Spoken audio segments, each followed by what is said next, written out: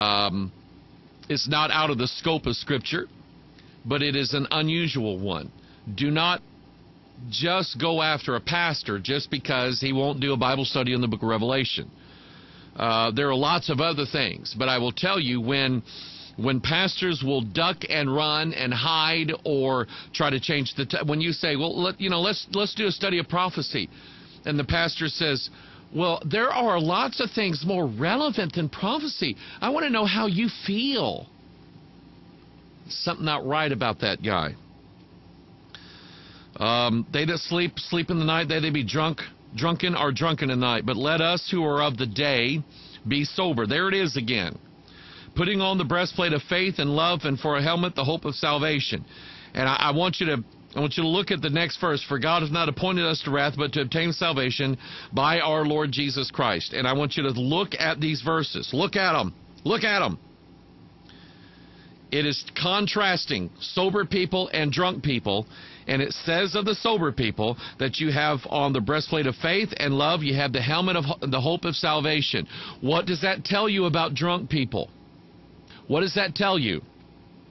The sober people are the ones who have the breastplate of faith, love, and the helmet of salvation. Helmet of salvation. That's what the sober people have on. The drunk people, go look at it. And then it says to us who are sober, for God hath not appointed us to wrath.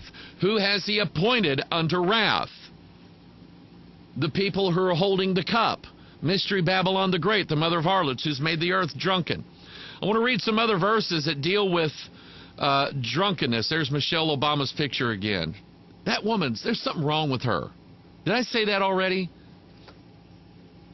Let's see here. 1 Timothy chapter 3, verse 2. A bishop then must be blameless, the husband of one wife, vigilant and sober.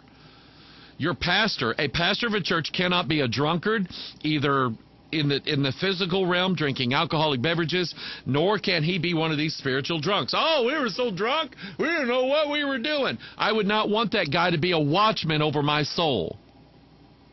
You don't hire a drunk to stand guard over your house. You don't do that.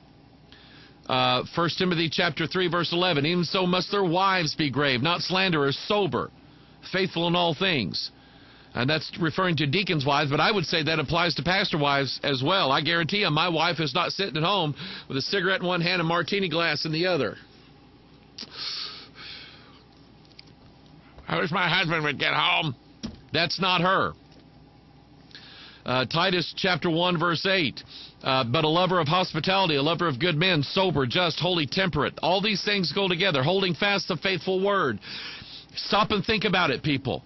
The people who have not held fast the faithful Bible, what does that tell you? They sober, just, holy, temperate, holding fast the faithful word as he hath been taught. The people who do not hold fast the word are not just, they will not be holy, they will not be temperate, and they will not be sober. There's going to be another spirit on them. Titus chapter 2, verse 2, that the aged men be sober, grave, temperate, sound in faith and charity and patience. Titus chapter 2, verse 4, that they may teach the young women to be sober. Verse 6, young men likewise exhort to be sober-minded. It's all there. The older generation of a church is supposed to teach the younger generation. No, we can't go to the pub and have a Bible study. What are you, an idiot? What is wrong with you? You don't go to pubs. By the way, pubs are dark. There's no light in there because people, when they drink, they hate the light. That's why they're dark. Never been into a well-lit tavern. Never been into a poorly lit tavern either. But those things don't exist. You just stop and think about it. Drunkenness and sleepiness and darkness, they all go together. And these are spiritual terms, people. And so here when this church does this, they think they're being cute. They think they're being relevant. They think they're reaching out to people's felt needs. We don't want to be offensive. They said that they're going to talk about questions of life and faith over a finely crafted beer, and there are no assumptions and no barriers to entry. You know what that basically means? We're not going to teach any doctrine either. We're not going to tell you anything. We're going to let you decide how you want to please God. We're going to let you decide whether or not you can even believe in God. We want to hear from you. That's what we want to do. It's a setup. It's a joke, people. It's not church. But this is what they make it out to be. 1 Peter chapter 1, verse 13, wherefore gird up the loins of your mind, be sober. Gird up the loins of your mind. In other words, have your mind sharpened. Be ready. Have you ever been around someone who is, you can tell they do a lot of drugs, or they have drank a lot of alcohol. And even when they're not drinking, even when they haven't smoked anything, their mind is just... Gird up the loins of your mind and be sober, and hope to the end for the grace that is to be brought unto you. 1 Peter chapter 4, verse 7, but the end of all things is at hand. Why doesn't anybody pay attention to that? Be ye therefore sober, and watch unto prayer. You know what that means? That means you see what's going on in the country, and you get out on your knees and say, oh God, God save my family before it's too late. God save my next door neighbor I've been witness to. God save my mom and dad. God save my children, my grandchildren. That's what watching unto prayer is. You know that time's running out. You know that the ark is open right now, but at some point God's going to shut the door, and you watch unto prayer. But you can only do that when you're sober. And then 1 Peter chapter 5, verse 8. Be sober. Be vigilant. Because your adversary, the devil, as a roaring lion, walketh about seeking whom he may devour. Somebody was telling me, somebody called me last week, I can't remember, Toby Mack was part of the Newsboys or DC Talk, or one of the, I think DC Talk. And he said that he sang a song that was something about there was a lion on the inside of him ready to roar. And here's my point. That's Christian. That's Jesus. That's like Aslan from the Lion, the Witch, and the Wardrobe. That's Jesus there because I was told that. It's Jesus. Really. Well, we have a Lion of the tribe of Judah. We know that's Jesus Christ. We believe in him. We trust in him. But there is one that is walking about as a roaring lion, seeking whom he may devour. How will you be able to tell the difference between this lion and this lion, the real one or the fake one? How will you be able to tell the difference? If you're drunk, you can't tell the difference. You won't know the difference.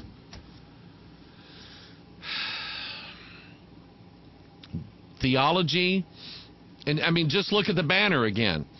Theology on tap. Here's what this church is saying. We are promoting the doctrines and the theological opinions of Mystery Babylon the Great, the mother of harlots and abominations of the earth. Our theology is mixed with wine and strong drink.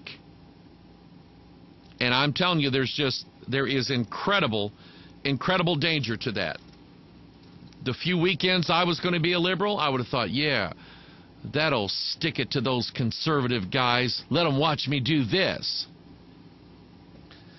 And then God gave me a spanking and said, no, you can't do that. You're probably looking over here and seeing my copy of the Aquarian Conspiracy. I've been researching today some things that she said in here in preparation for the Watchman video broadcast. There was a news article that came across my desk. It just absolutely, the ramifications of what they're able to do biologically with DNA will astound you. And I've just been pondering that all week and thinking about what's going on. And I think I see some things. I think I see what's going on. By the way, speaking of email, please keep sending the emails. I have gotten away from reading every single email because it was just taking so much of my time. I was having very little time to study. I was having very little time to just sit at home and just be with my family. And we have other people reading those, taking the orders. We appreciate those that are giving. Please consider us in that manner. We just don't beg for money. We don't ask for money, but it does cost to do the things we're doing, and we're planning on doing 2 new big things in the future. And so just keep that in mind. But information, because my eyes don't see everything, your eyes can see, and so you keep sending information, and I guarantee you the informational stuff gets to me. I may not always have the chance to respond to it, but I'm appreciative of it nonetheless. And the thing that I'm dealing with today came from somebody who sent it to me. Pastor Mike, you got to look at this, and just please keep sending it in. What was I going to deal with now? Let's see here. You know what? I've got several news articles up, but I want to move forward here a little bit. Let's deal with Michelle Obama, there's something wrong with her. Did I say that? My mother works part-time, just something to do. And I will say to you this week, pray for my mother this week. It will be this Saturday, the 29th, will be 1 year since my father passed away. And so pray for me. I look at his picture every night. I miss him. I love him. But just pray for my mom. But my mom works at the school cafeteria. And she says they're throwing all the food away. They're throwing everything away. They're not eating this stuff. Here's an article from pjmedia.com. In 2010, Michelle Obama went to a lame duck session of Congress with a request, pass a nutrition bill giving the United States Department of Agriculture broad new powers to regulate school lunches. That bill was passed in late December of that year, and the new regulations have started to go into effect with the predictable results of wasted food and angry, hungry children. The cinnamon rolls and chili everyone loved from their childhood are now gone. By the way, am I the only one who learned to appreciate the beauty of a bowl of chili and a peanut butter sandwich together because of public school lunches? We always got a bowl of chili and a peanut butter sandwich, and to this day, I think there is nothing better that goes together than a bowl of chili and peanut butter sandwich. Learned that from school. So the cinnamon rolls and chili everyone loved from their childhood are now gone. Bands and other school groups can no longer sell candy bars as a fundraiser. The government is mandating everything from portion size to how many tomatoes have to be on a salad. P.J. Moran, a food service director for a small district in rural Kansas, said wastage has gone up at least 20% over the last year as students, particularly at the grade school level, cannot refuse anything on their trays, but, of course, cannot be forced to eat it. That's probably coming down the road.